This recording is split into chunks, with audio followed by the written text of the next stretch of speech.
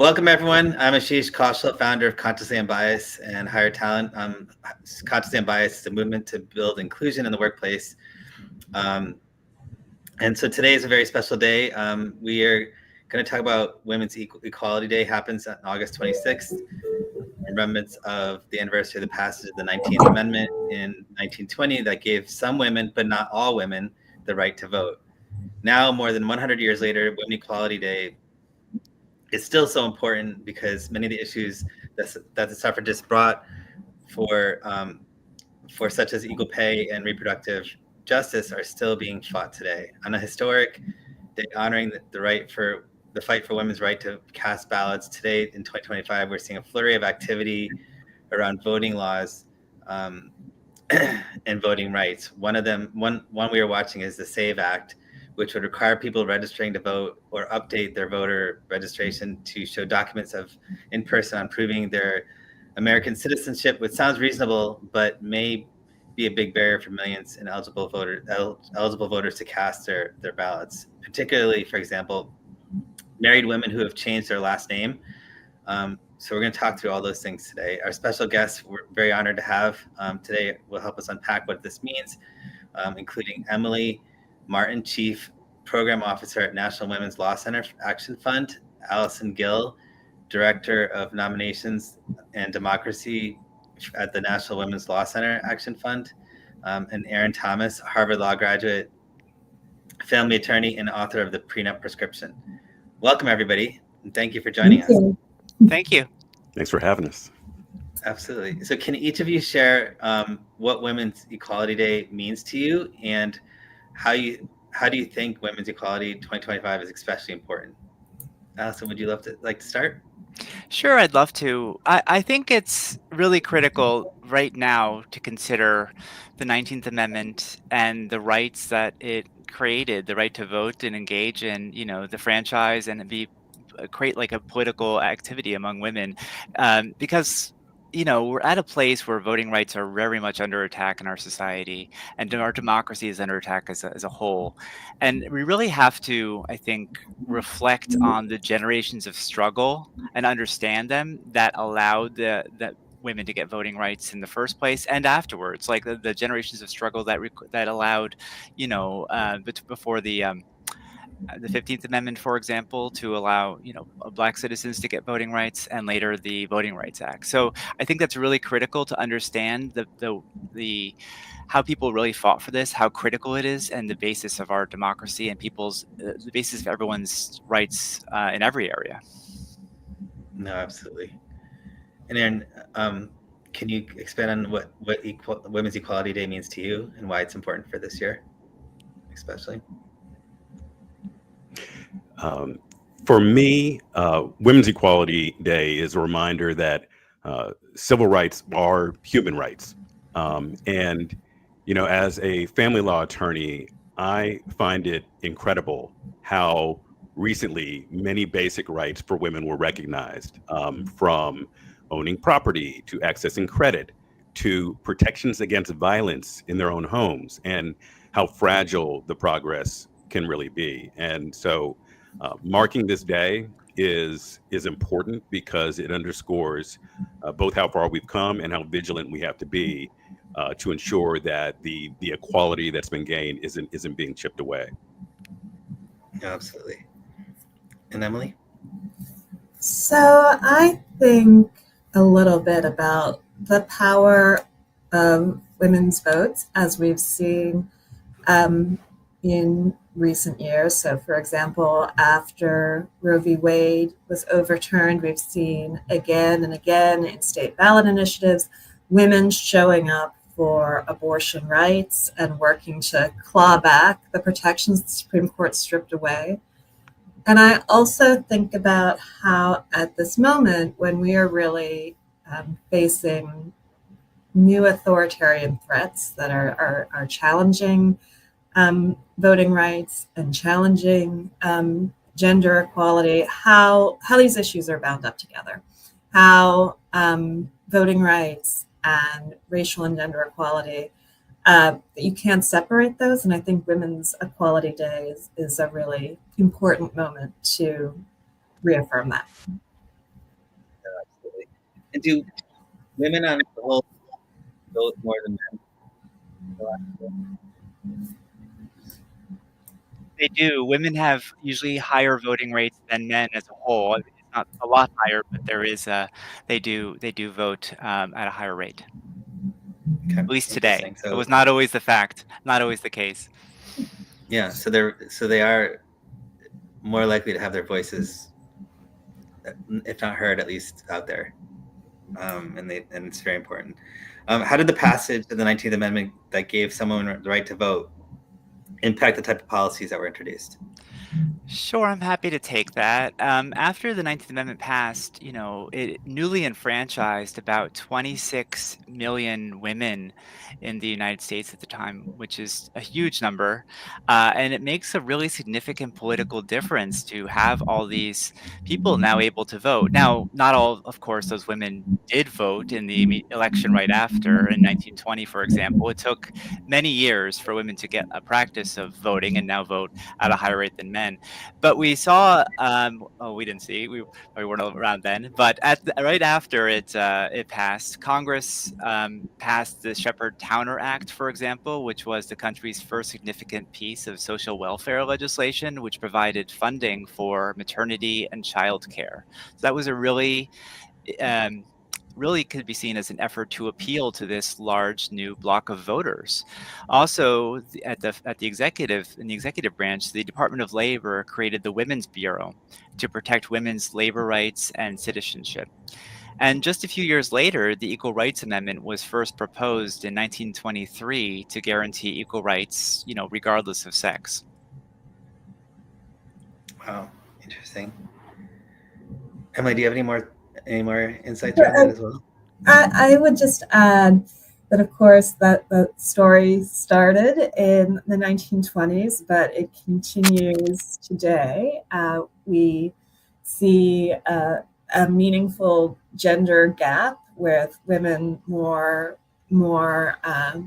likely to support candidates who support progressive policies of various sorts. We've seen that affect elections over and over through the decades. One example that springs to mind is after the Clarence Thomas confirmation hearings, when Anita Hill spoke out about sexual harassment and was basically disregarded, how women showed up at the polls the next year. It was the first year of the woman in Congress, with women elected to Congress in what was then record-breaking numbers, which helped lead to the passage of the 1991 Civil Rights Act. It's a story that we can see again and again through the years of how women making their voices heard, showing up and demanding policies that address the needs of women's lives, has really reshaped our nation, the legal protections that we all so far still enjoy. And it's also economic power too, right? It's the not only casting the vote, but also for backing the candidates and funding the campaigns and everything like that. I think it has a lot of far-reaching impacts around here. Why do you think so? On today's historic day, we're seeing a flurry of news. Why do you think that there seems to be this backlash? Like, for example, the Defense Secretary Pete Hegseth got backlash after posting a CNN interview for Pastor Doug Wilson, where he argued that women shouldn't vote and husbands should be going to the polls on behalf of the family. What do you think are some of the dangers of people in positions of power sort of amplifying their voices? And I don't know if it's done purposely or if it's out of ignorance or just retweeting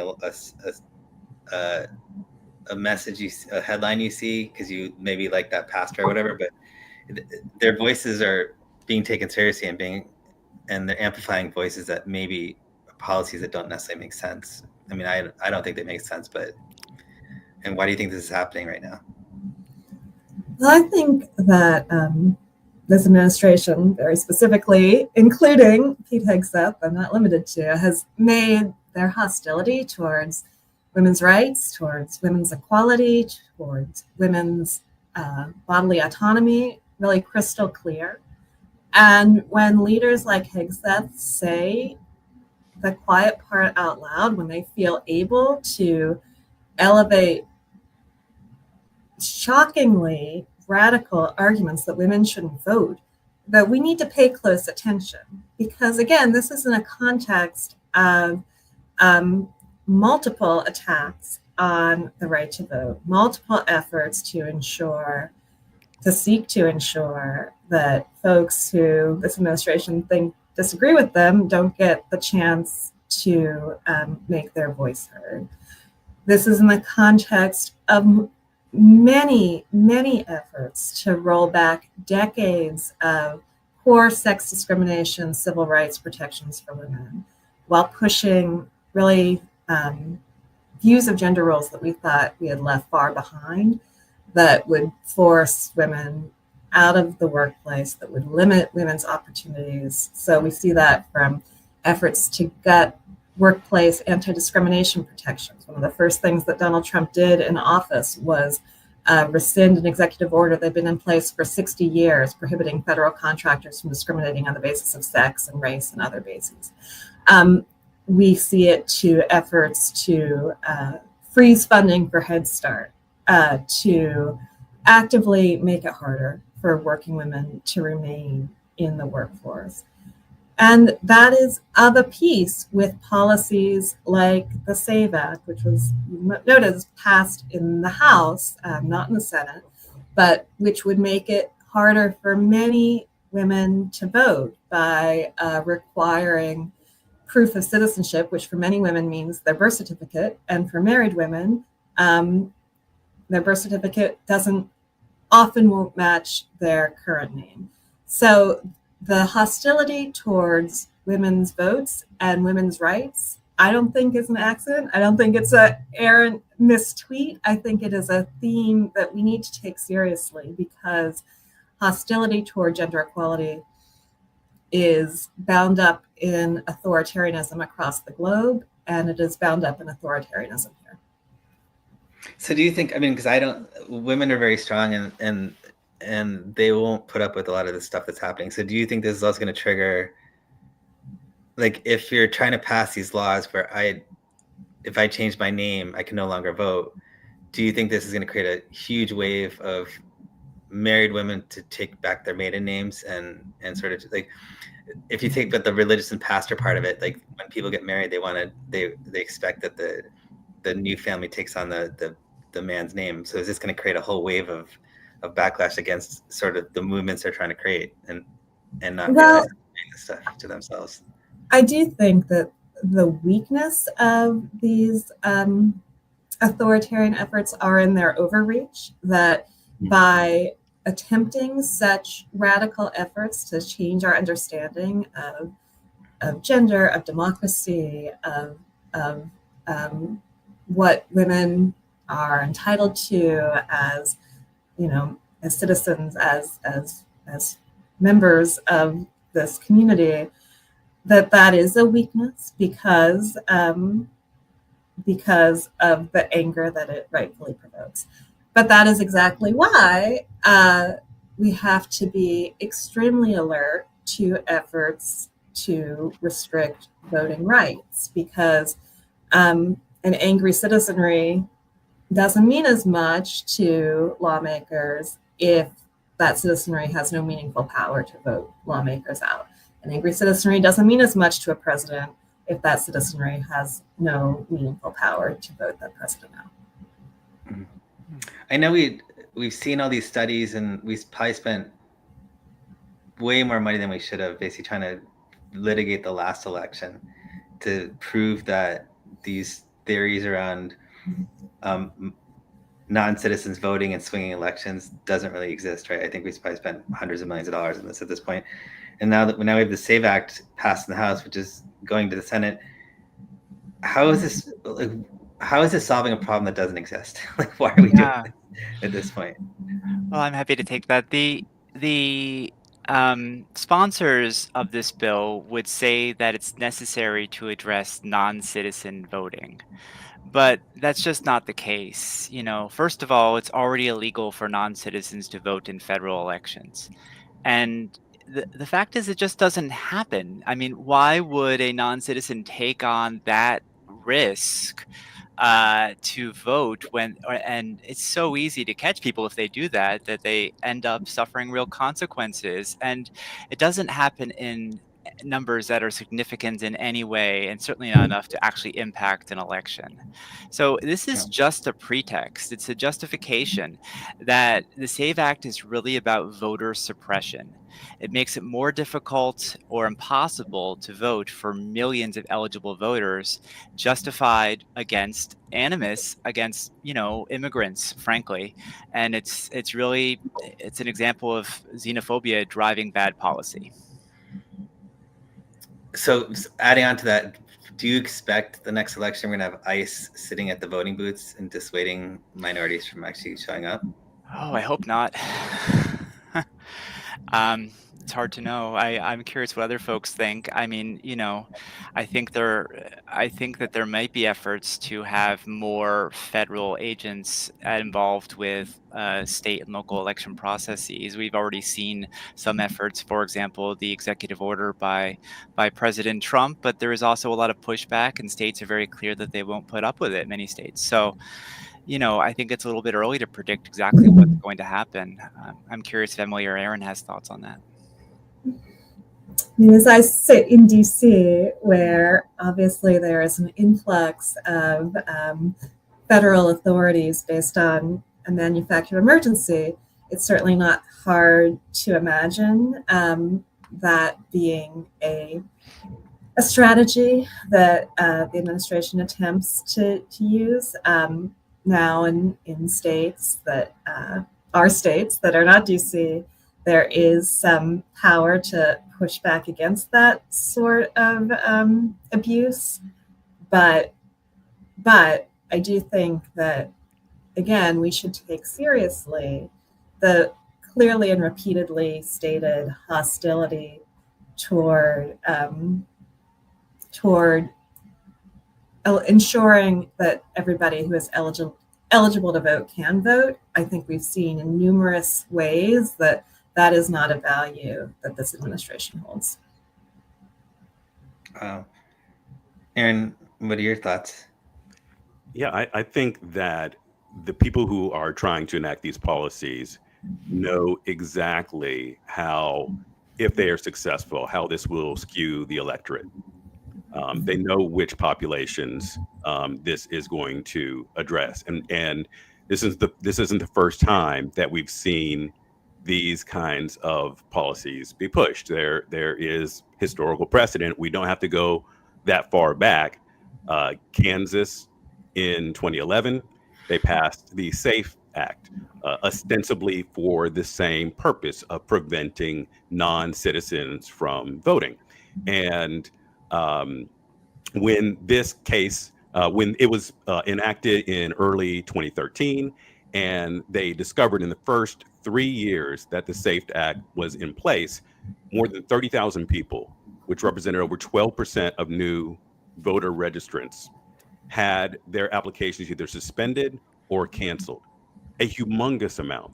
And when this case ended up going to court before an appointee of George W. Bush, by the way, who struck it down in 2018, they discovered that in the 15 years prior to the enactment of the SAFE Act, that 39 non-citizens had registered over essentially a 15-year period. And most of that was clerical errors.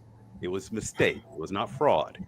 And 30,000 people had their voter registration impacted. So we're talking about 1,000 to 1 impact.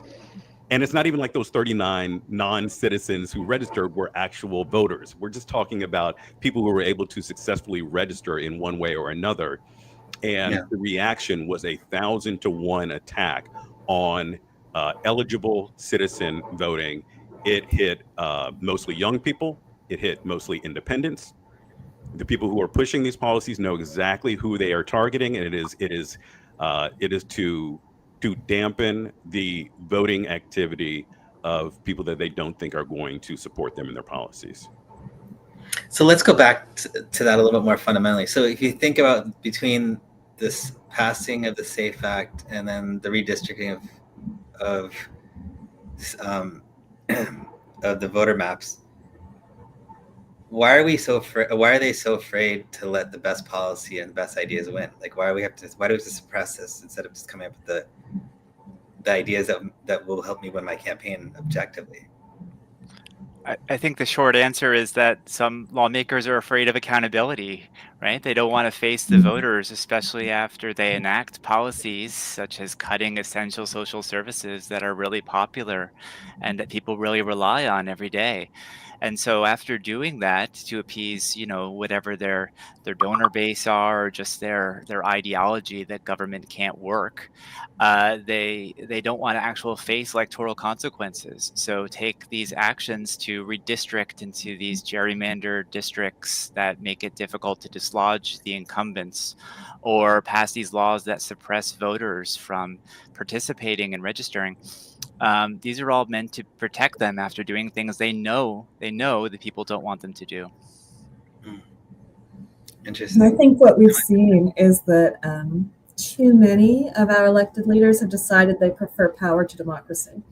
And so obviously, if you don't have to worry about losing your job, it means that there's a lot of other things that you don't have to worry about in terms of following the law, in terms of ensuring that you are, making choices that meet the needs of your constituents. It's I think, scary moment to see so many electeds pretty clearly making that choice that they would prefer to insulate themselves pretty overtly from any sort of accountability to voters. Yeah, it's it's ironic because these same people believe in capital markets, but we're still basically suppressing the free flow of information and ideas, right? It's just like, it doesn't make any sense to me. And I also keep thinking about this idea of, like, we invaded all these countries the last 20 years that for freedom, and it's almost like we absorbed their culture into our organization, into our country, instead of going the other direction, right? We're suppressing votes, we're suppressing the idea of free-flowing information, all the ideas that we stand for.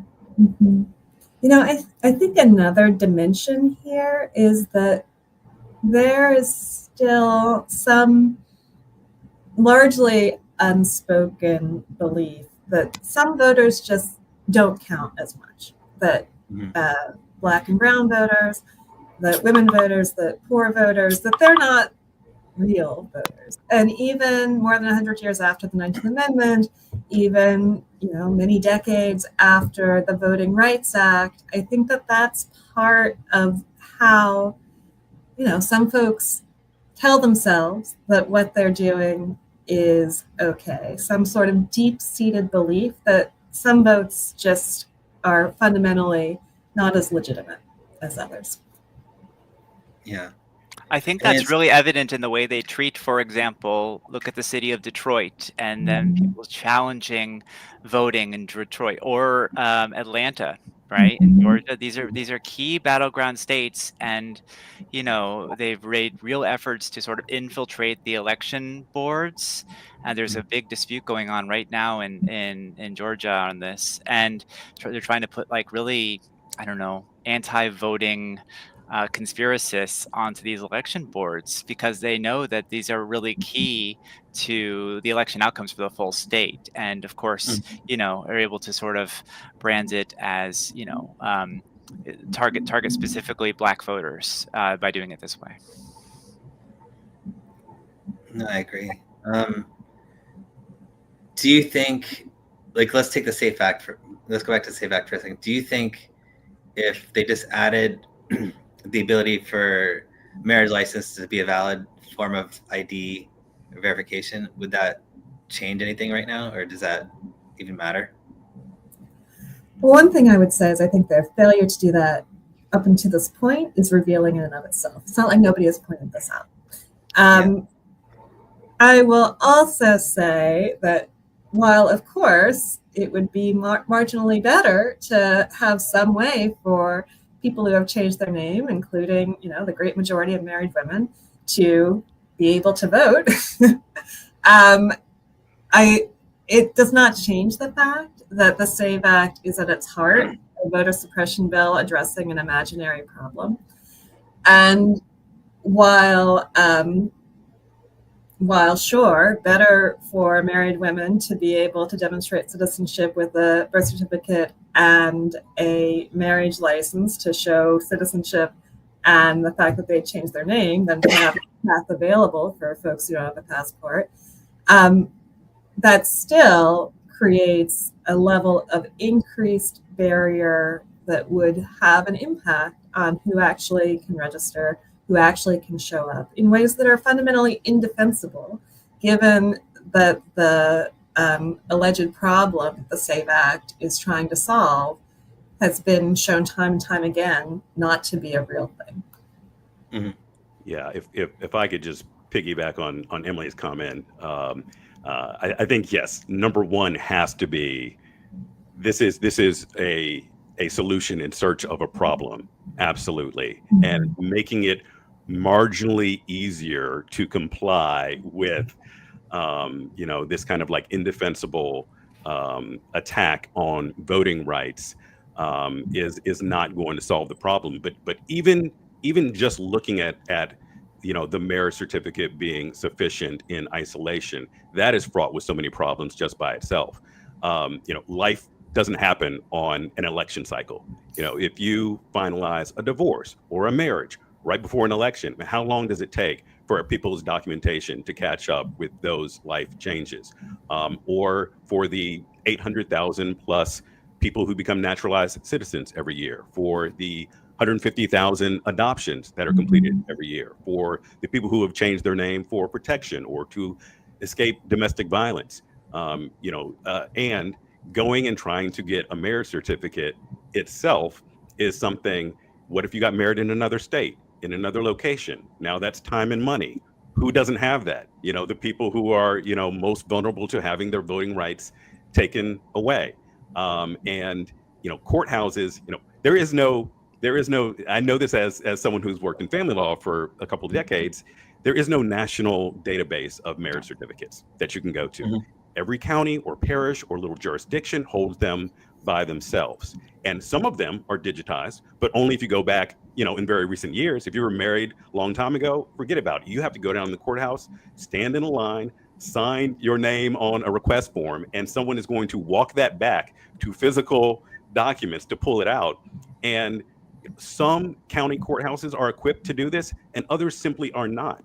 And to put this kind of burden on the individuals, on the courthouses who have varying level of capacity to handle this, it is an absolutely impossible task that is being put on both the legitimate voters who had no reason to have, their legitimate right to vote questioned, and on the courthouses. It's a logistical nightmare. And so even if this were a legitimate problem, adding marriage certificates is not going to be a solution that really makes a dent.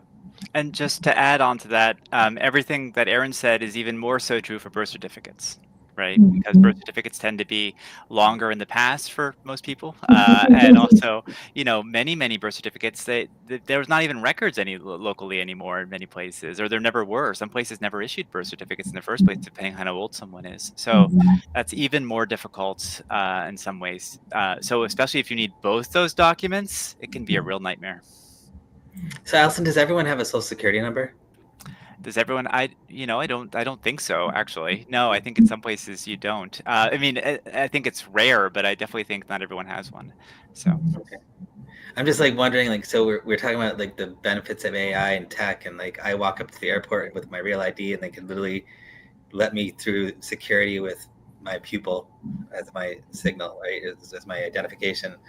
And you have E-Verify, which tells people in seconds whether they're allowed to work in this country legally. Why aren't we just making it easier for people to identify as citizens and get to vote instead of putting these barriers up in the other direction? Right? We're trying to get rid of mail-in ballots. We're trying to get rid of all these things. yeah. Yet we believe in tech. Well, the goal is to not have people vote. Yeah. Right? You have to understand their goal is to suppress voting. The more suppressed it is, the people that are most dedicated to sort of voting are more able to sort of do it, like the people that are, but it sort of creates this barrier for people that are younger, that might not have resources to register, that are maybe not as political and just don't want to bother. There's all sorts of barriers it creates, but the goal on, some electeds, unfortunately, is to keep people from voting, and therefore that's why we're seeing this. They're not trying to make it easier; they're trying to make it more difficult. And there's plenty of states that do try to make it easier. I fortunately live in Maryland, which I love. I registered once. Every single election, they send me all the information. I fill out a ballot while having coffee one Sunday morning, looking up all the people on the internet. I file it, done. It's amazing. But most states are not like that. But it's not even just trying to make it easier. They're actually not trying to make it safer, because if they wanted to, they could easily make it easier and safer at the same time, right? Mm-hmm. Absolutely. I mean, the solutions. Sorry. Go ahead, Aaron. I mean, if the goal is increasing access to the polls, the solution in that direction are actually much more straightforward and easier to implement. Tools like automatic voter registration, for example. I mean, there are other tools you can use if you really just want to create, even access across the board. But like Allison said, we're assuming that we all have the same goals here, and that is not what the actions are bearing out. I think another thing to keep in mind when we look at this effort to require proof of citizenship in order to vote, it's happening at the same moment that birthright citizenship itself is being attacked. And so it's an even further level of clarity that it's not a simple thing to have someone just show their citizenship papers for all the reasons that Aaron named of the logistics and the difficulty of assembling these things, especially if you don't have a lot of money or have any sort of complicated life. And add to that attacks on the notion that even showing a birth certificate that demonstrates you're born in this country, there are folks who say, well, maybe that doesn't actually prove your citizenship either.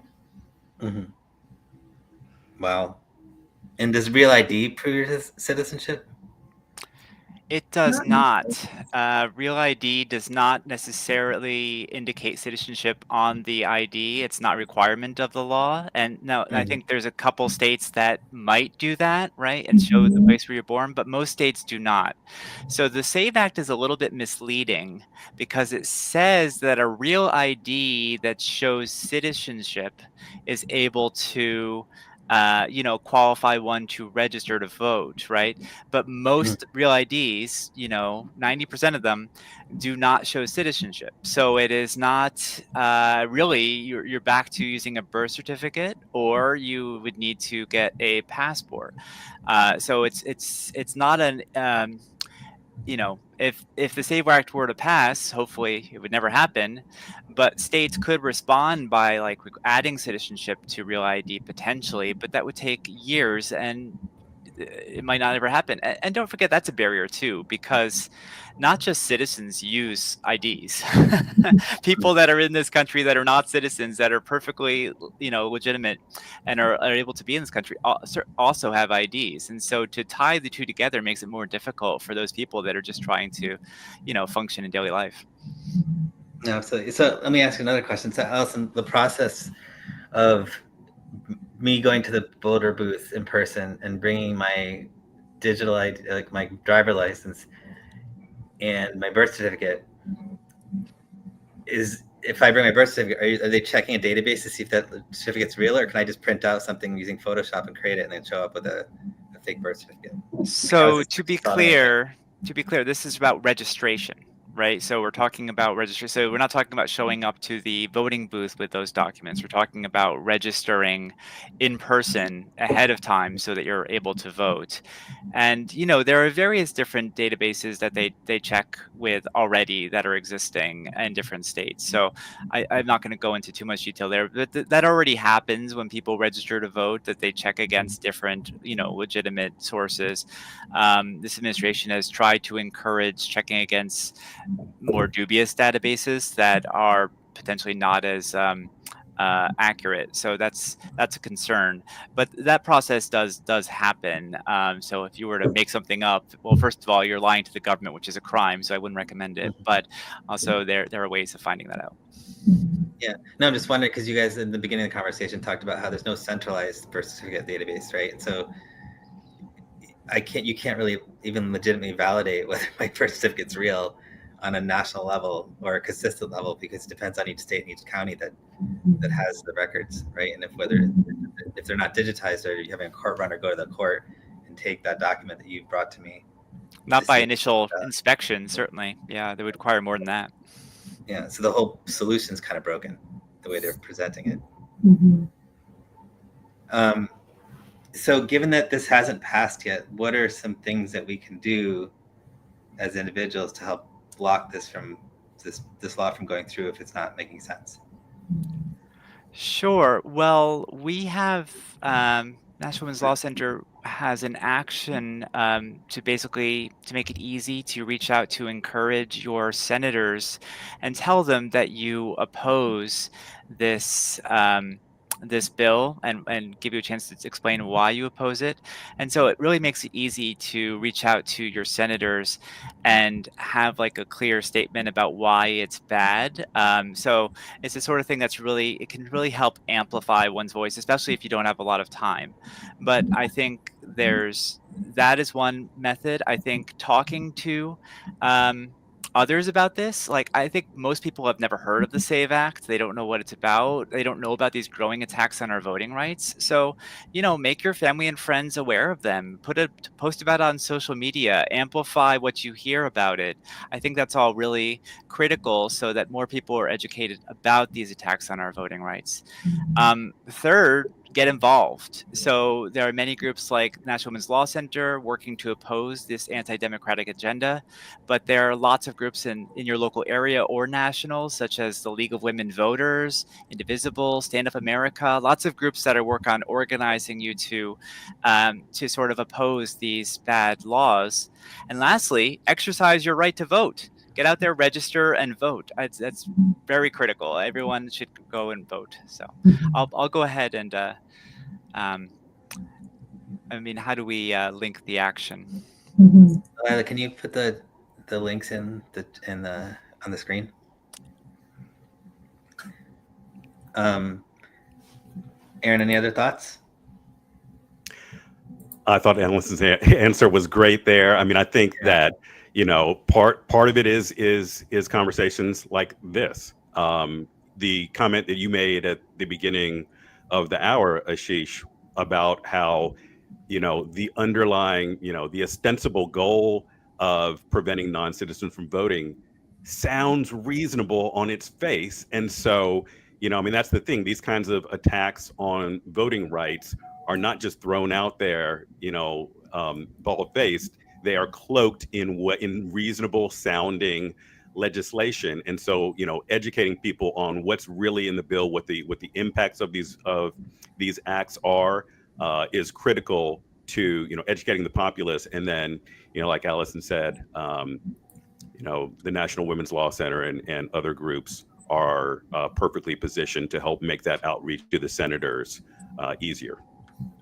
Absolutely. Emily, is there other laws that we're better off sort of modifying, like instead of bringing the SAVE Act in to protect voting, such as like the John Lewis Voting Rights Advancement Act? What do you think there are better options to sort of make this work better? Absolutely. So unfortunately, the Voting Rights Act has been restricted by various decisions of the Supreme Court that are hostile to voting rights. And the John Lewis Voting Rights Act is a really important restoration and expansion of voting rights to ensure that all of us, especially voters of color, Black voters, have fair and full access to the polls and can hold our elected officials accountable. It used to be that voting rights was a sort of bipartisan issue that everybody could, fight over some details, but where there was really broad support in Congress for reauthorization and protection of the Voting Rights Act. And sadly, to return to the theme of today, that is no longer the case, that there is real hostility to protecting voting rights for all people, especially people of color. And so there is a real need for elected officials to hear from their constituents that there's a demand to protect and expand voting rights in this way. And Allison has done a lot of work on this for the National Women's Law Center. Allison, you probably have some helpful things to add on that as well. Well, I'll just add that we have an action on this too, and maybe we can post that in the chat as well, so that people, if you want to take action and reach out to your lawmakers to talk to them about the John Lewis Voting Rights Advancement Act, it's really important. The needs to be updated, especially after the Supreme Court made the Voting Rights Act needs to be updated after the Supreme Court made a really unfortunate decision in 2013, the Shelby County decision, which really undermined critical portions of the Voting Rights Act. So it's essential that it be updated, and this law is overdue to be passed, this bill. So I encourage people to support it.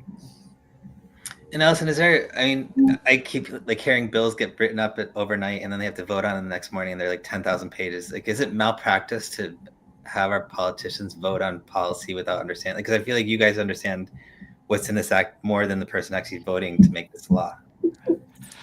Well, it depends on the bill. I have to be honest with you.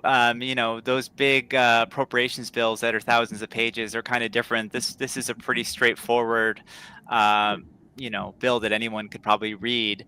And just a few weeks ago, there was a really great event on the Capitol, with 5 or 6 senators really raising the importance of this, including, for example, Leader Schumer and Senator Padilla and several others talking about the importance of the Voting Rights Act. Oh, and Senator Warner was the lead there. So that was really, really critical. And I think they do understand the importance of it. And I've heard repeatedly the people, bringing forward that this needs to pass. So I don't want to, I think they're very different situations when we're talking about like a massive voting rights bill versus this bill.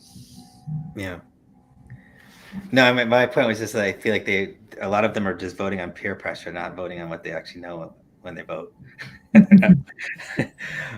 Anything else you think is important to add today? This is a great discussion. And I hope they also vote based on constituent pressure and outreach, right? And that's one of the reasons we recommend this outreach, because it does make a difference when they hear from you. It makes a difference that your lawmakers care, that they know you care. I'm sorry, and that you're watching this issue. This is all noted, and so it's really important.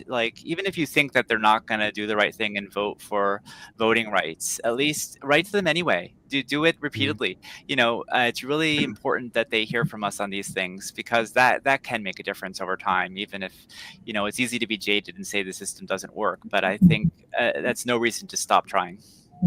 Yeah. So I think the key is to exercise the power that you have to hold on to your power that you want to have. Right. True. Yeah, that's absolutely right. And, women being more likely to vote than men, women have some sense of the importance of exercising these powers to hold on to them, to maximize them. We just need to lean in more to that idea. Definitely. And Aaron, any last thoughts? Yeah, I just think that it is important to note the historical context of this moment, that this is a marathon and not a sprint. And I think for some people may feel like these are just like little small things that don't make a big difference, but we've gone from a country that was based on legally, women really not even existing as recognized legal entities, to now we're in a world where women have higher voter participation than men do. And that didn't happen overnight. It happened with a series of small actions and small steps that all of us are capable of. I have to ask you one last thing around this. So it says prenups. And so explain why prenups are important for women and how the law has been constructed. Prenups are important because they take us out of the realm of assumptions into explicitly defined expectations. And when we rely just on assumptions, we end up in a world where men make the decisions, men have power over all of the purse strings. When I make reference to, the historical context of the laws in this country, one of the things that I wrote about in my book is how William Blackstone, 250 years ago, he's an English jurist. Our forefathers in this country basically poured over his commentaries to write the law that this country was based on. And one of the things that he said is that when a man and woman get married, that the woman's legally ceases to exist as an entity, and her being is subsumed into that of her husband. And so when you hear these commentaries about, maybe the man should just vote for the House, that is echoing the historical legal framework that this country was built on, where women didn't have autonomy, certainly not the right to vote, but they ceased to exist as a person. And that is the framework that generated all these other ideas, like women shouldn't be able to own property or get credit in their own names or even have autonomy over their own bodies. It wasn't until the 70s and 80s that domestic violence was recognized nationwide, or that spousal rape was recognized as a crime. I mean, all of these things are connected and go back to, a framework that was put in place, 150 years ago, 250 years ago. And so, switching from just the default of what, the marriage laws, the laws that have been put forth in this country, and switching from that to, no, we're going to sit down and we're going to really think about intentionally what we want our relationship to look like, and not let the government decide our relationship, whether that's financial or otherwise, I think is something important for couples to do. And I apologize if that is a little bit of a tangent off of this, but I do think that these things are connected. No, I think it's important. It's a reminder that, like, if we want to continue living in a thriving democracy that we have, it's important, like, especially now, not to sit back and just let things happen to us. And so everyone should get out there and talk to their congressmen about the SAFE Act and make sure that their voices are heard. So I want to thank you all for taking the time today. This is really important. Thank you so much. Thanks for having us. Absolutely. All right.